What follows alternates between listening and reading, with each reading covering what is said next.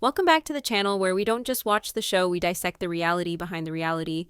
Today we are cracking open a theory so massive and so calculated that it completely changes how you will look at every single interview, every YouTube reaction, and every Patreon leak that has come out of the Brown family in the last 2 years. We are talking about the ultimate alliance. We are talking about the puppet master. You think Gwendlyn Brown is just a rebellious 20-something venting about her dad on the internet? Think again. We have uncovered a pattern that suggests Gwendlyn is not working alone. In fact, the theory we are exploring today argues that she is simply the mouthpiece for the one person Kody fears the most, but can't attack. We are talking about Logan Brown. Is Gwen the gun, and is Logan the one supplying the bullets? We are about to expose the secret text chain and the strategic dismantling of Kody Brown. Before we dive into this explosive theory that insiders are calling the Puppet Master Alliance, I need you to stop what you are doing right now and hit that like button. It tells YouTube that you want the truth, not just the edited storyline. And if you haven't subscribed to COCO Gossip yet, what are you waiting for? We are investigating the stories the network tries to bury. Subscribe now and ring the bell so you never miss a beat of this investigation. Let's get into the deep dive. To understand why this theory is shaking the foundations of the Sister Wives fandom, you have to look at the timing. We have been tracking the metadata, the upload dates, and the family gathering photos, and a disturbing but brilliant pattern has emerged. Gwendlyn releases a video reacting to a specific episode. It's spicy, sure, but then silence. Suddenly, social media shows Logan and Michelle are in town, or Gwen has taken a trip to see them. Within 48 hours of that physical contact or a known digital interaction, Gwen drops a new video, but this time the tone is different. It's not just reactions, it's specific historical tea. It's details about financial meetings from 10 years ago. It's specific quotes Kody said off camera during the Las Vegas era. Here is the problem with that. Gwen was a child during those eras. She was a kid running around the cul-de-sac. How does she suddenly possess the clarity, the specific dates, and the fly-on-the-wall perspective of an adult who was in the room where it happened? She doesn't. But Logan was. This is the crux of the Puppet Master theory. Logan Brown has been historically known as the responsible one, the one who walked away from fame, the one who wants nothing to do with the show. But is that actually true? Or is that the greatest cover story in reality TV history? We believe that Logan and Gwen have formed a strategic alliance to dismantle the patriarchy of the Brown family from the inside out, using a method we like to call the proxy war. Logan cannot speak out. He has a professional career. He has a life that requires a level of decorum that reality TV beef doesn't allow. He is a success story. If he gets down in the mud and starts screaming about Kody, he loses his high ground. He loses his status as the perfect son that Kody secretly still yearns for validation from. But Gwen? Gwen has nothing to lose. Gwen is the firebrand. She is the openly queer, openly leftist, openly rebellious daughter who has already burned the bridge. She is the perfect vessel. The theory suggests that Logan is the memory bank. He remembers the fights in Lehigh. He remembers the truth about the move to Vegas. He remembers exactly who signed what on the property deeds. And he is funneling this intel to Gwen. Act 1 of this saga is what we are calling the intel. You have to ask yourself, where is the information coming from? When Gwen sits down to record her YouTube reactions, she often pauses and says things like, "I remember hearing," or "I was told that actually." Who told her? Kody certainly isn't calling her to clarify the narrative. Robyn isn't texting her the truth. Christine and Janelle are trying to take the high road and often say, "I don't want to talk about the past." So who is the source? Who is the deep throat in this Watergate? It's Logan. Let's look at the psychology of family structure. For the first 15 years of this family's existence, Logan wasn't just a brother, he was the third parent. He was waking the kids up for breakfast. He was disciplining them. He was overseeing the chaos while Kody was driving his convertible between houses. Logan saw the cracks in the foundation before anyone else. He saw the financial mismanagement in the Lehigh house.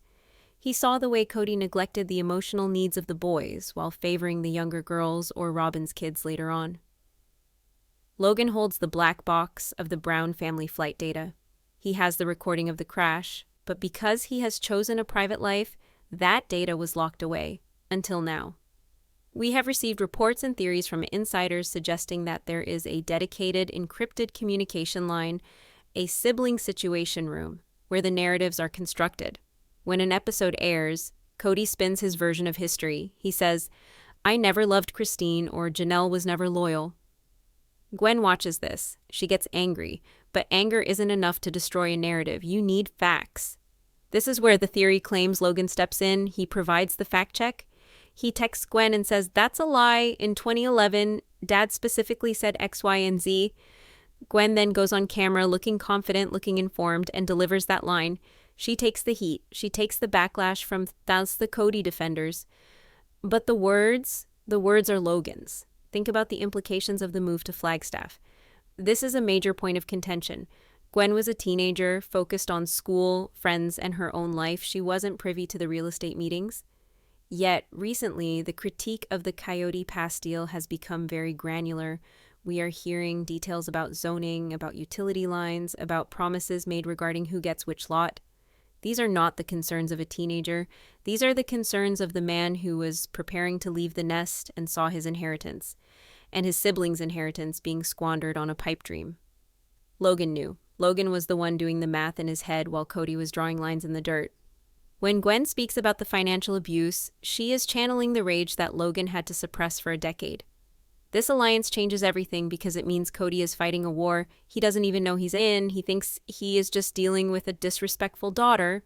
He thinks he can dismiss Gwen as bitter, but he doesn't realize that he is actually arguing against Logan. And Kody cannot beat Logan. Kody respects Logan. Kody fears Logan's judgment. If Kody knew that the critiques were coming from his eldest son, it would break him. And that is why secrecy is paramount. That is why they play this game of shadows. Our investigation into the Lehigh files, the memories from the very first house, proves this connection. Gwen has recently commented on dynamics involving Mary and the discipline in the early years. Gwen was a toddler to a very young child during the peak of the Lehigh tension. Her memories would be impressions, feelings, maybe a flash of a yelling match. But she speaks with the authority of a witness. That witness is Logan. Logan was the teenager protecting the younger ones from the toxicity. When Gwen says, "We were scared," or "it was chaotic," she is validating her own feelings, but the context, the why, comes from Logan. We also have to talk about the confidence interval. Watch Gwen's early videos. She is hesitant. She is careful. She says, "I think," or "maybe." Then now fast forward to her content after the alleged summit meetings with Logan. She is declarative. She says, "This is what happened." She laughs in the face of Kody's lies. Where did that confidence come from? It comes from verification. It comes from having the smartest, most reliable person in the family confirm your reality. Logan is telling her, "You aren't crazy. He actually did that. I was there." That validation is weaponized by Gwen into content that tears down the Kody Brown facade. Let's go deeper into the silent partner aspect. Why would Logan do this? Why not just walk away and never look back? Because he can't. He raised those kids. He changed their diapers. He made their lunches. When he sees Kody rewriting history to make himself the victim and the children the villains, it triggers a protective instinct in Logan that never went away. He might not want to be on TLC. He might not want the tabloid headlines, but he refuses to let his siblings be gaslit. He sees Gwen taking a stand, and he decides to arm her. He decides to give her the ammunition she needs to win.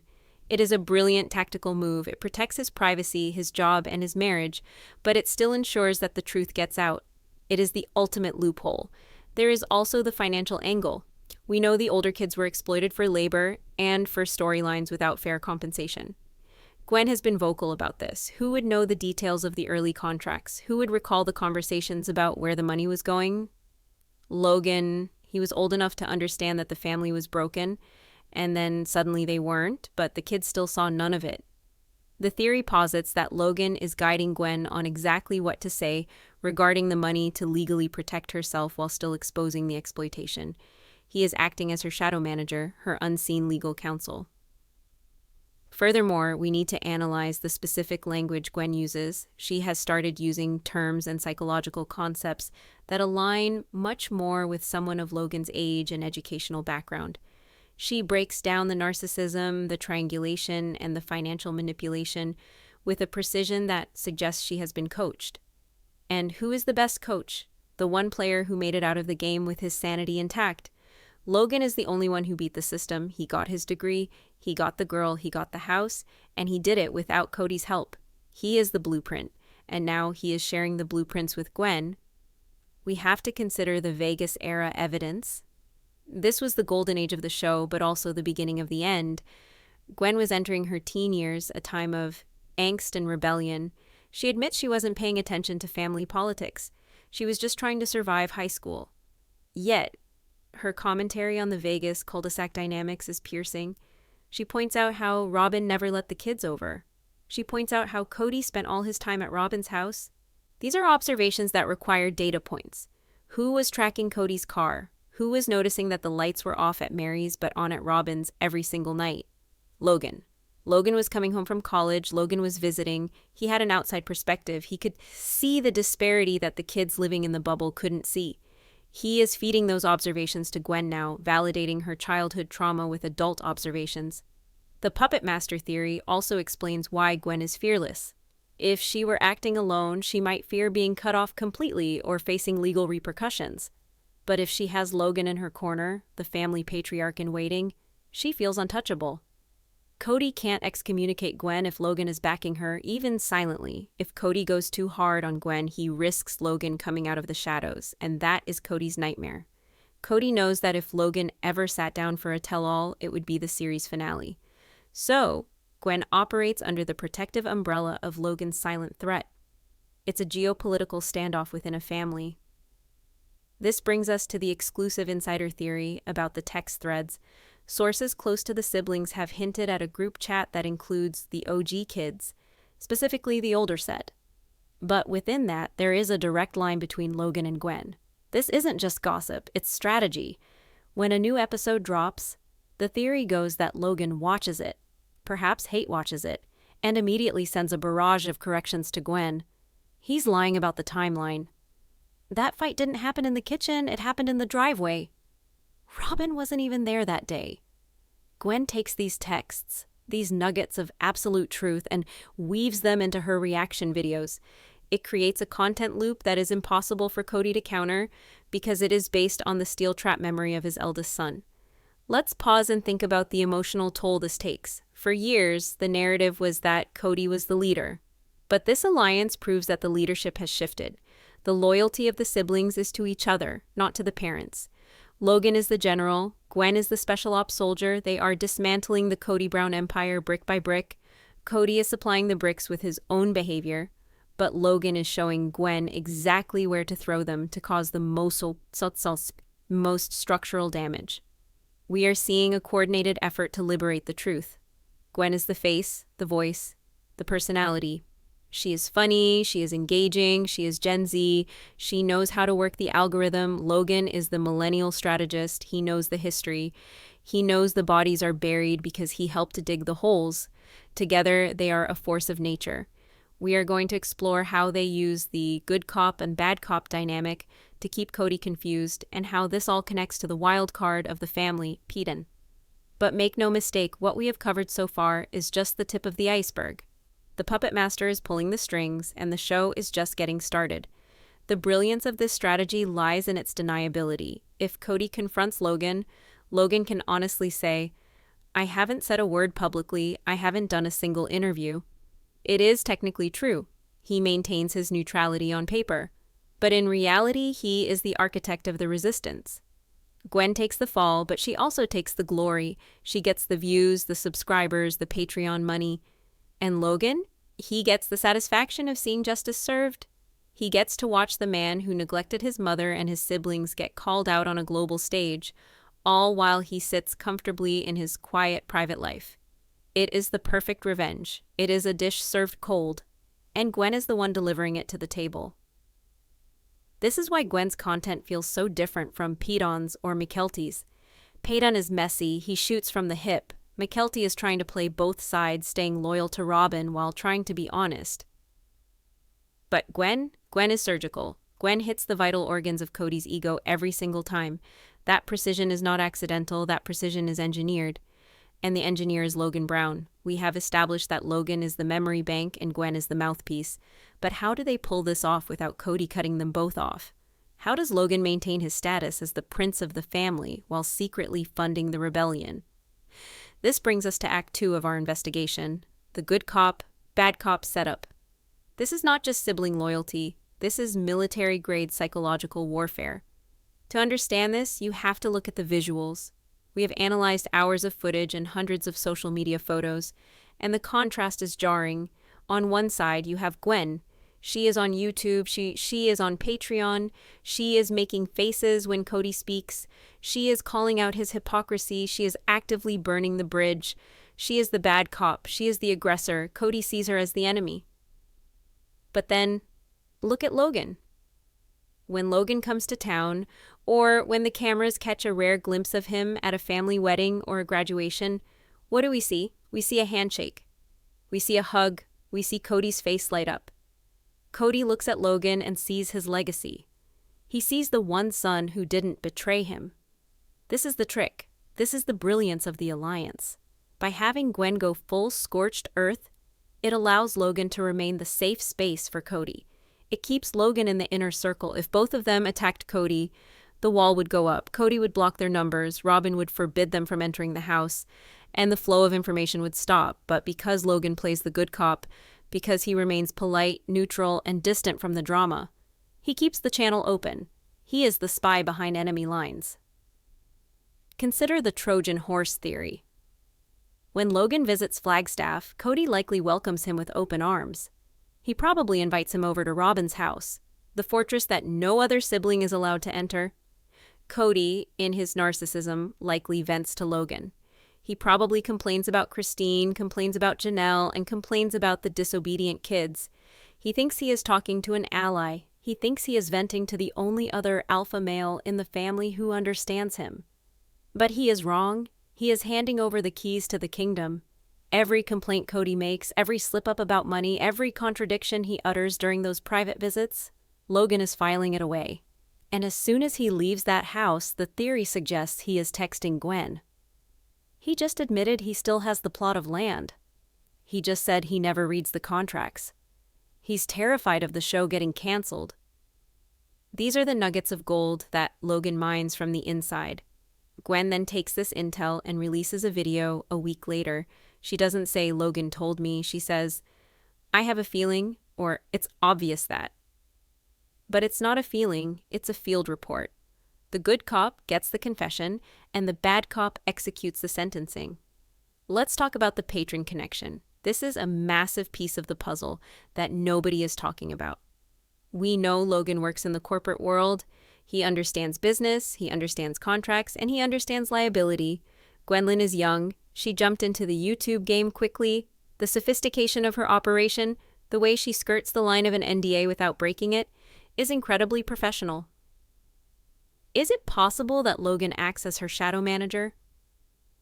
The theory argues that Logan reviews her strategy. He tells her, "You can say this about Robyn, but don't say that, or they will sue you for defamation." He guides her through the legal minefield. We have seen Gwen hesitate on certain topics, only to come back later and discuss them with carefully chosen words.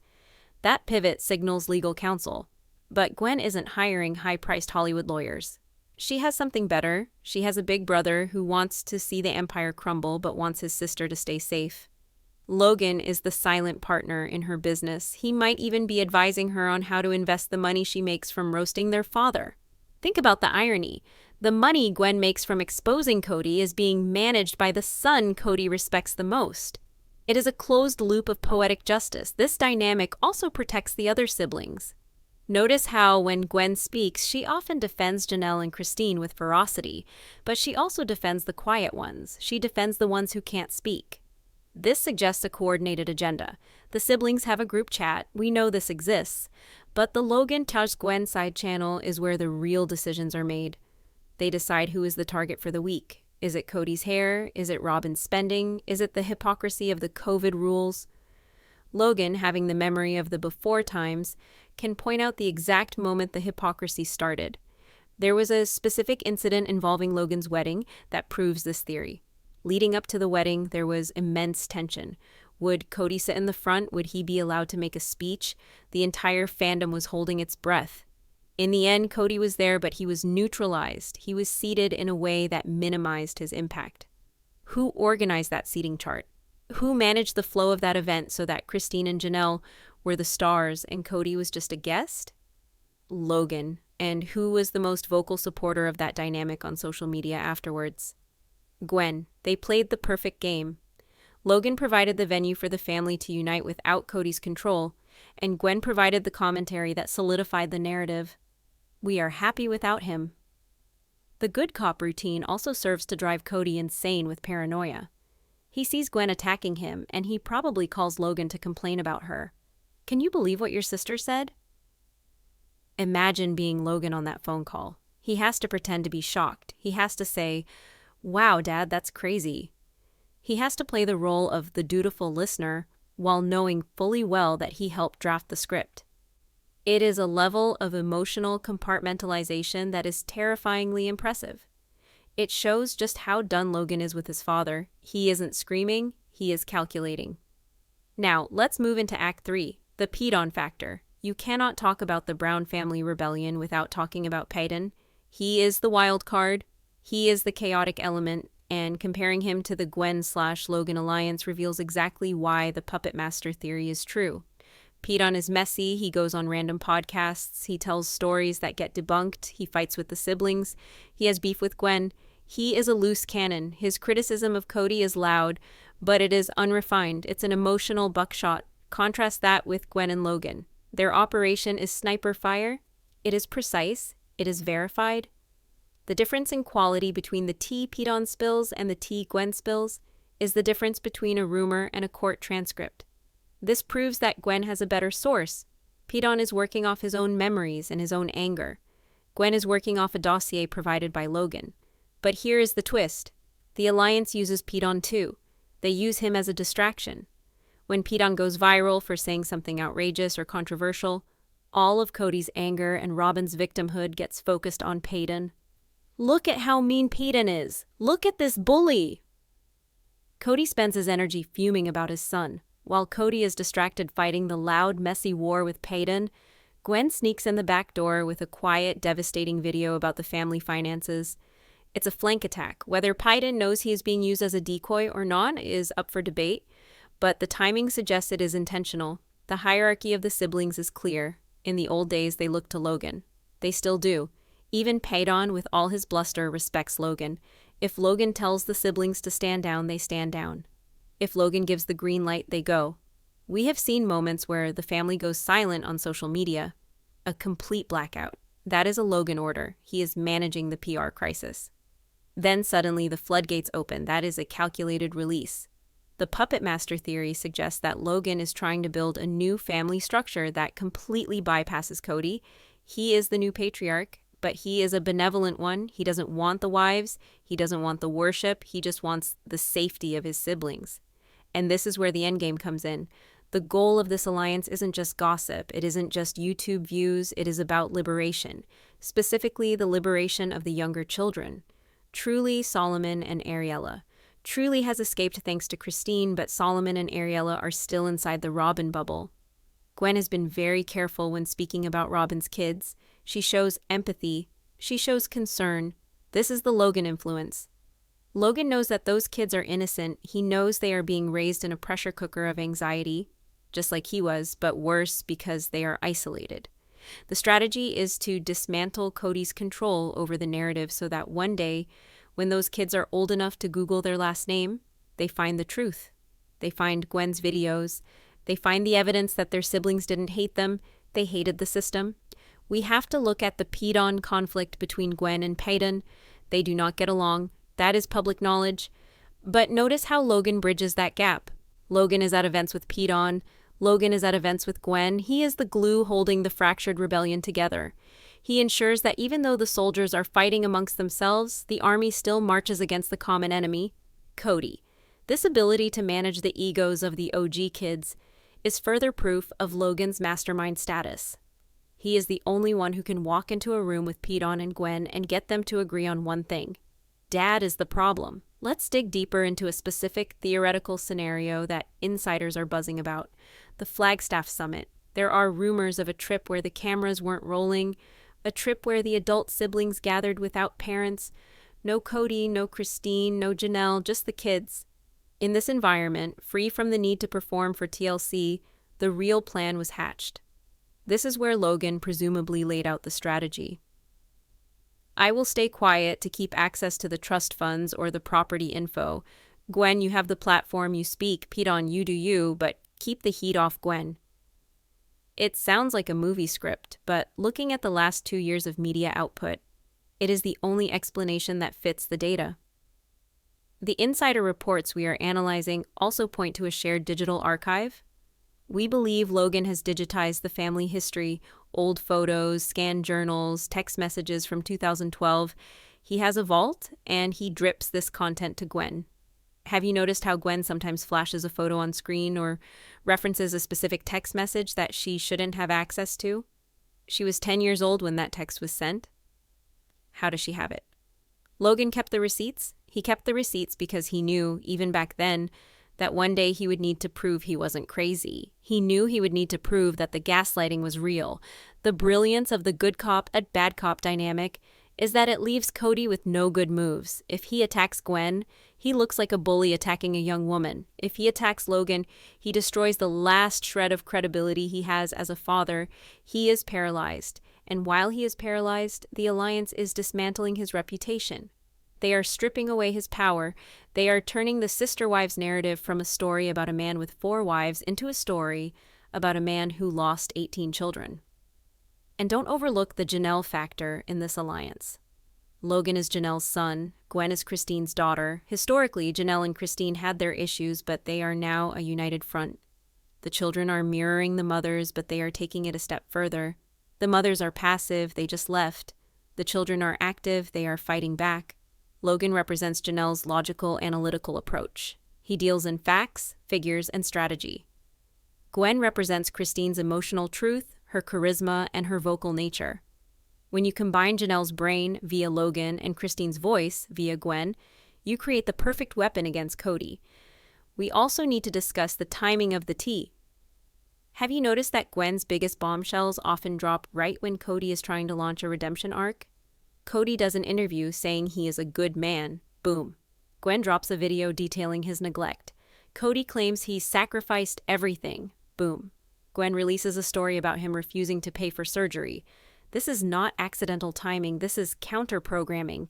This is Logan watching the news cycle, seeing Kody try to spin the narrative, and signaling Gwen to release the counter-narrative. It is a rapid response media team run by siblings. The Paedon wildcard serves another purpose: misinformation. Paedon often says things that are contradictory. Robyn saved the family, then Robyn destroyed the family. This confusion actually helps the Alliance. It muddies the waters so that when Gwen speaks with clarity, she cuts through the noise. It makes her look like the only reliable narrator. By contrast, she seems stable. The Alliance relies on the chaos of the other siblings to highlight the precision of their own message. Let's talk about the money trail. We know the family finances are a black box, but Logan knows where the bodies are buried financially. He knows about the LLCs. He knows about the down payments. There is a strong theory that the reason Gwen can speak so confidently about the financial abuse, labeling it as abuse, not just bad luck, is because Logan has done forensic accounting. He has run the numbers. He has proven to her mathematically that the money was stolen from the other wives to fund Robyn's lifestyle. When Gwen says Robyn doesn't work, she says it with the confidence of someone who has seen the tax returns, or at least the lack thereof. This brings us to a terrifying realization for Kody Brown. He thinks he is the head of the household. He thinks he is the high priest. But in reality, his children have formed a shadow government. They have their own laws, their own hierarchy, and their own justice system. And in their court, Kody has already been found guilty. The sentencing phase is what we are watching play out on YouTube right now. But wait, there is more to the Paedon factor. Recently, Paedon has hinted at secrets he can't tell yet. He teases a future tell-all book, but Gwen is giving it away for free, or for a small Patreon fee. This creates a market competition. The theory is that Logan encourages Gwen to leak the info now to prevent Paedon from selling a distorted version later. They are controlling the history books. They want the legacy of the Brown family to be written by the truthful ones, not the messy ones, and certainly not by Kody. As we look at the photos of Logan at the holidays, smiling, holding a beer, looking relaxed, you have to wonder, is that the face of a man who is out of the game? Or is that the face of a man who has won the game? He has Kody thinking everything is fine, while simultaneously handing Gwen the matches to burn the house down. It is the smirk of the puppet master. We are going to explore the endgame. What is the ultimate goal? Is it to get the show canceled? Is it to force Kody into bankruptcy? Or is it something more personal? We are going to look at the united front conclusion. We will analyze the theory that the siblings are planning a massive, coordinated legal move against Kody regarding the Coyote Pass property. You do not want to miss the financial breakdown coming up. The Puppet Master Alliance is not just about words, it's about assets. And Logan is coming for what is his. We are also going to discuss the mole theory, the idea that there is one more person inside Robyn's house who is feeding info to Logan. Is it Dayton? Is it Aurora? The web goes deeper than just the OG kids. Stay tuned, because the final act of this tragedy is being written by the children, and the twist ending is going to be legendary. Let's break down the emotional proxy concept before we move on. Gwen often cries in her videos. She shows visceral pain. Logan does not. He cannot. He has to be the rock. By allowing Gwen to express the emotion, Logan experiences a catharsis by proxy. When Gwen cries about Kody forgetting a birthday, she is crying for Logan too. She is crying for all the times Logan had to pretend it didn't hurt. This emotional offloading is essential for Logan's mental health.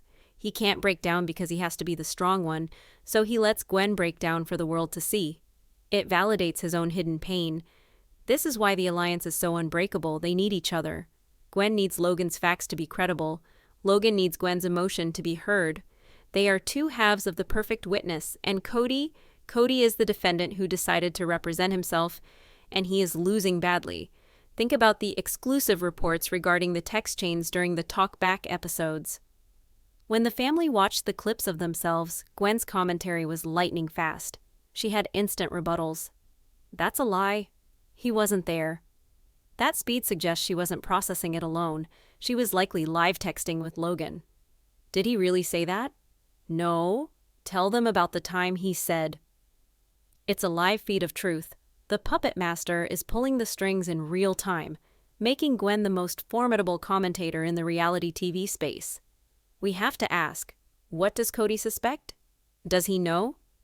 There have been moments where Kody looks at the camera with pure confusion. He doesn't understand where the leaks are coming from. He blames Christine. He blames the internet. He never suspects Logan, because Logan is the good son. And that blind spot is Kody's fatal flaw. It is the exhaust port on the Death Star, and Logan has the torpedoes. As we prepare to enter the final phase of the script, remember this. The Brown family is not broken. The family is evolving. The parents are irrelevant. The power lies with the siblings. And the king of the siblings is operating from the shadows, ensuring that the truth survives the wreckage. The puppet master has spoken, and Gwen is his amplifier. Get ready for the conclusion. We are going to tie all these threads together: the memory bank, the good cop strategy, the Paedon distraction, and the financial endgame. We will reveal why Kody never stood a chance against a generation he raised to survive him. The revolution will not be televised on TLC. It will be uploaded to YouTube.